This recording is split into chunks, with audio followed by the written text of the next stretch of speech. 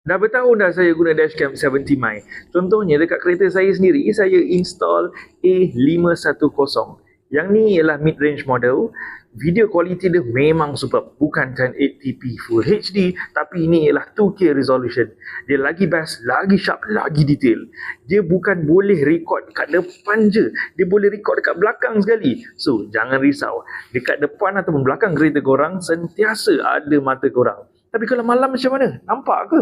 Ini dashcam bukan biasa-biasa. Dashcam ini dilengkapi dengan 70 mi Night Owl Vision. Korang boleh tengok ni. Saya lalu dekat tempat gelap ni. Tak ada lampu, kurang cahaya. Yang ada pun polis 2 biji motor buat rondaan.